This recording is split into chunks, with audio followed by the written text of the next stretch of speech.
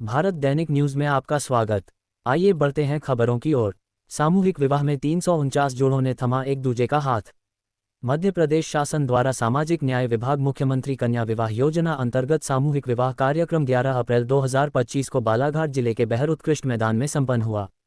गोंडवाना भवन से बाजे गाजे के साथ बारात निकली गई, जिसमें कुल 349 जोड़े एक दूजे का हाथ थामकर नवजीवन की शुरुआत की। इस सामूहिक विवाह में एसटी, एससी, ओबीसी के जोड़े सम्मिलित हुए। आदिवासी समुदाय के 224 जोड़ों को गोंडी रीति रिवाज से भूमिका जेठूलाल टेकाम, सुख सिंह नेताम के द्वारा विवाह संपन्न कराया गया। वहीं अनुसूचित जाति के 3 नव जोड़ों को जीएस गजभिये ने बौद्ध विधि विधान से संपन्न कराया गया।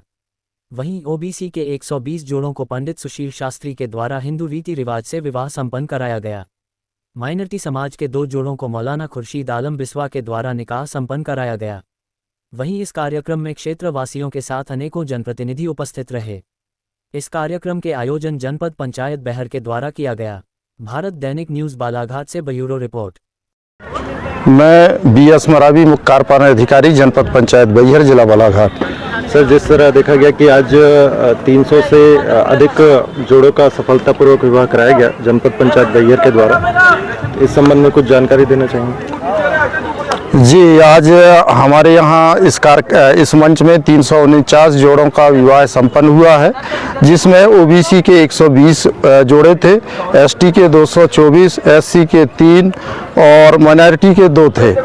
इस तरह 349 जोड़ों का आज सफलतापूर्वक शादी संपन्न हुई है।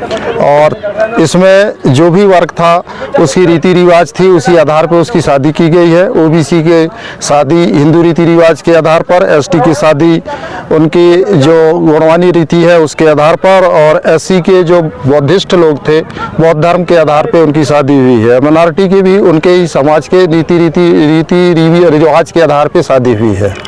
सर, मीडिया के माध्यम से 350 जोड़ों को कुछ बधाई संदेश या आशीर्वाद देना चाहिए?